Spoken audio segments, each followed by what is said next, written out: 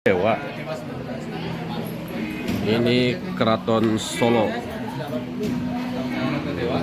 Tapi kalau untuk pembelian outbound saya tidak tahu kalau kalian tidak online. Sendiri karena kita harus kembali ke hotel. Konser sama pariwisata itu beda. Jadi orang-orang yang di pariwisata Puramangkunegaran, perkenalkan dulu, nama saya Andika, bukan Andika. Kita sekarang udah ada di yang nanti akan mengantar semuanya berkunjung dan juga berkeliling di Puramangkunegaran. Yang tentunya untuk berkunjung di Puramangkunegaran ini pastinya masih ada beberapa peraturan dikarenakan adat istiadat di Puramangkunegaran masih berlangsung hingga saat ini, dan tentunya Puramangkunegaran juga masih digunakan untuk kediaman pribadi, masih digunakan untuk area tempat tinggal, digunakan untuk tempat tinggal raja kami dan juga beberapa keluarga yang masih tinggal di sini tadi. Maka dari itu masih banyak banget tempat-tempat yang tentunya tidak bisa diakses karena area tersebut digunakan untuk kepentingan keluarga. Yang kebetulan mungkin untuk di hari ini keluarga banyak yang pulang ke Mangkunegaran karena akan menyaksikan konser juga, karena konser nanti juga akan dihadiri oleh Bapak Jokowi juga. Makanya dari pihak keluarga juga tidak mau melewatkan kesempatan tadi untuk menonton Dewa. Karena jarang Dewa mau tampil di sini. Nah, ini kesempatan besar. Tentunya masih ada peraturan wisata di Puramangkunegaran sehingga pariwisata di Puramangkunegaran bisa ramai seperti ini. Dan tentunya walaupun beliau diizinkan untuk menggunakan pendopo, tentunya beliau tidak bisa langsung menggunakan secara asal-asalan atau sembarangan. Berhubung adat istiadat masih berlangsung hingga saat ini, tentunya masih ada beberapa aturan juga yang harus dijalani, harus diikuti, ditaati oleh Mas Kaisang tadi selaku ibaratnya beliau itu tamu untuk menggunakan pakaian. Kebetulan kita masih bisa mengakses area atas, namun untuk mengakses area atas pendopo kita diwajibkan untuk melepas alas kaki dan tentunya aksesoris seperti topi dan juga kacamata hitam kita lepas mulai di area pendopo. Maka di sini ada tas yang bisa dipinjam dulu untuk mempermudah membawa. Yogyakarta memiliki dua kerajaan, yaitu Kesultanan Yogyakarta. Pariwisata di sini itu sambil duduk di area tangga bisa monggo. Ini yang di bawah. Nah, kalau pengen biar pas dapat angle tengahnya itu tinggal ngikutin satu jalur lampu karena itu satu garis lurus, atau enggak tinggal lihat pintu gerbang sebelah kanan karena itu satu garis lurus.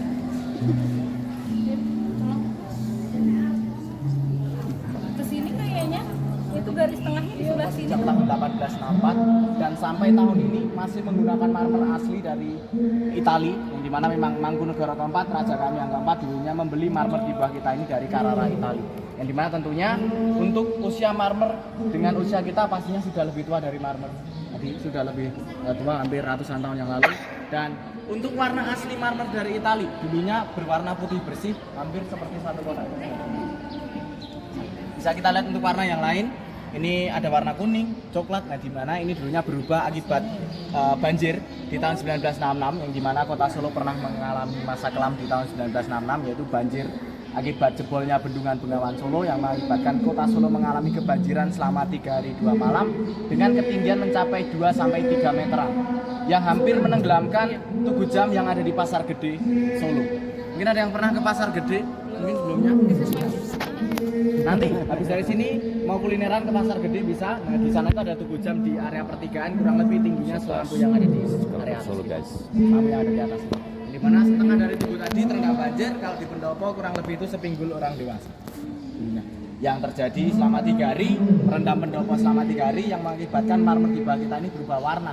Karena salah satu sifat marmer yaitu menyerap air, menyerap noda, otomatis air banjir tidak ada yang bersih, akhirnya diserap di pori-pori marmer sehingga warnanya bisa berubah jadi kuning kecoklatan seperti ini. Yang awalnya warnanya itu seperti satu kotak. Di mana satu kotak di sini ini ganti yang baru, pergantian yang baru karena kemarin untuk marmer yang mengisi pertama kali itu hancur akibat banjir tadi.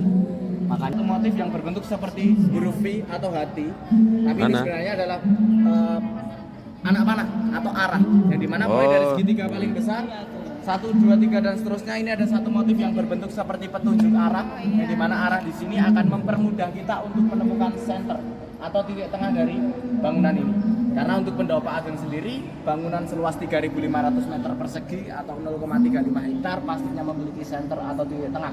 Karena titik tengah tersebut digunakan untuk raja kami waktu ada perayaan seremoni acara adat, dia pasti berdiri dan duduk di area center tadi. Nanti akan ada penyusunan satu tata letak kursi dan juga meja yang akan dihadapkan ke pintu gerbang sebelah selatan. karena Nun Sewu tidak ada orang yang boleh membelakangi area dalam agung atau area yang berlokasi di balik pintu-pintu kaca. Di sana itu ada tempat khusus untuk ritual adat Mangkuban 11 tahun.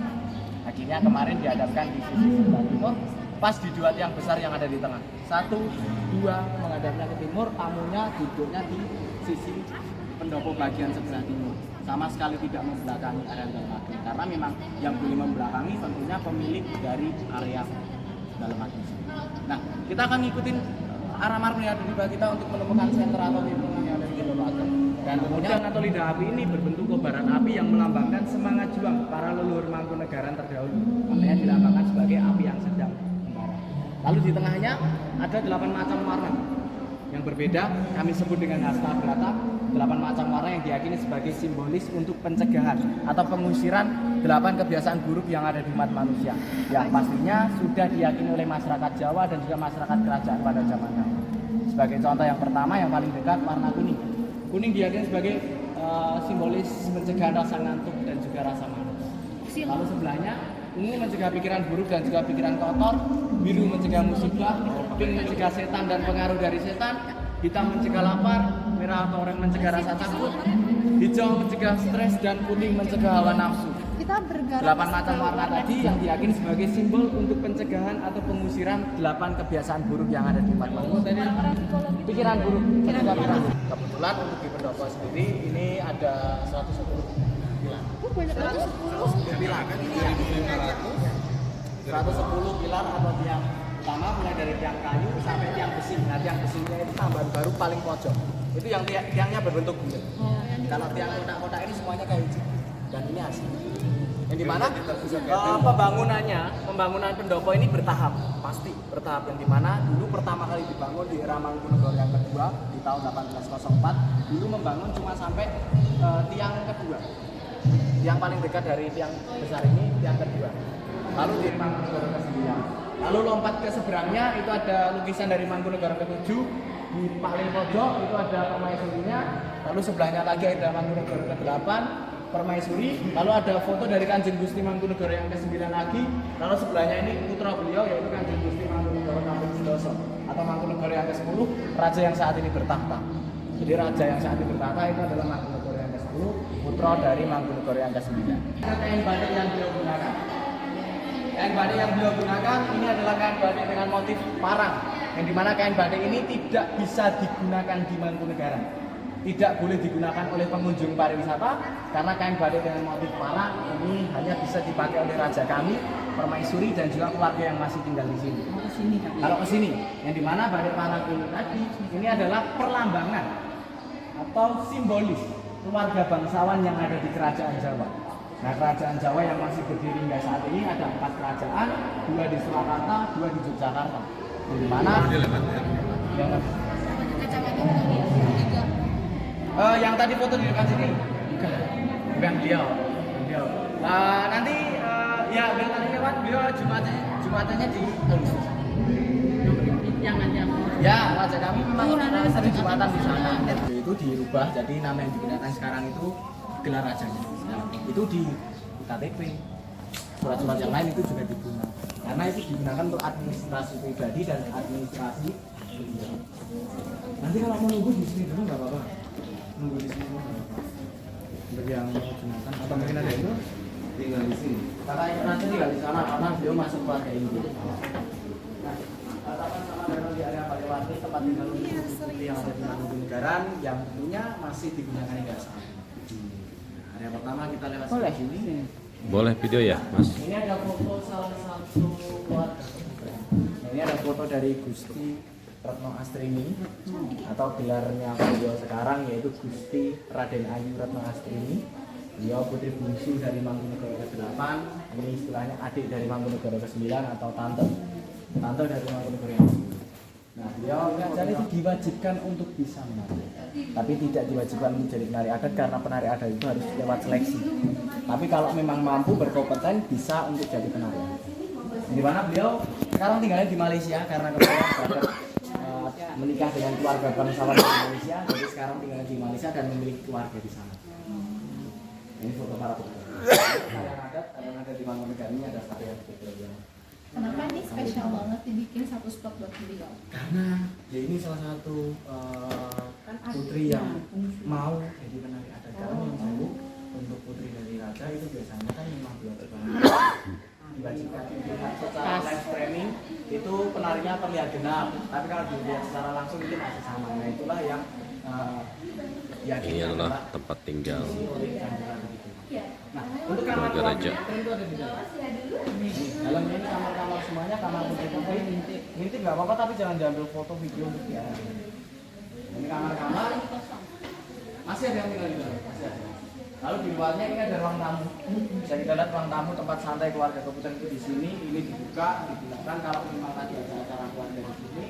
Lalu di sini, nah ini biasanya digunakan untuk duduk, untuk nyantai, ngobrol di sini, ngopi, ngetes, jalan lari, sambil menikmati taman keputren yang ada di area luar. Karena memang ini konsep untuk putri-putri. Namun bedanya kalau digunakan, kan ada beberapa hiasan di sini, jadi tidak boleh. Kalau mau coba duduk di sini, Boleh. bisa monggo. Ini sama ini digunakan kalau memang lagi dipakai, karena ini kan hiasan. Ini udah lama banget. Lama banget ini.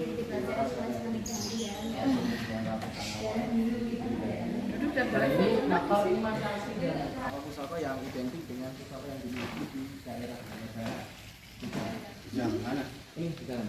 Yang di mana? Ya, kenapa kok bisa sampai ada kujang-kujang di sini? Karena dulu daerah kekuasaan Mataram itu di sepanjang timur, sisi timur Pulau Jawa sampai di perbatasan Jawa Barat. Perbatasan Jawa Barat itu dengan Jawa Tengah itu berarti Ciamis dan sekitarnya itu juga untuk dana yang didapat Mangkunegaran yang pertama dari resto, kedua dari pariwisata, namun tetap pariwisata itu penghasil terbesar. Pariwisata, lalu yang terakhir dari mungkin sponsor kas-kas Mangkunegaran juga, persewaan tempat di depan tadi itu juga lewat Mangkunegaran juga, lalu dana dari pemerintah kita tetap dapat karena kita masuk cagar budaya. Jadi ada dana pengelolaan khusus untuk kerajaan. Halo? Kita lewatkan sebelah sini. Nah, ini kalau mau ambil bunga yang masih bagus mau dibawa nggak apa-apa? Mas mau nanya, berarti kalau misalnya yang anggota keluarga ke sini, itu harus pakai baju adat atau saya pakai baju? Nah, kalau dulu memang wajib kalau putri pakainya jarik dan kebaya. Tapi kalau sekarang kan lebih modern, jadi lebih bebas asalkan sopan, yang penting panjang.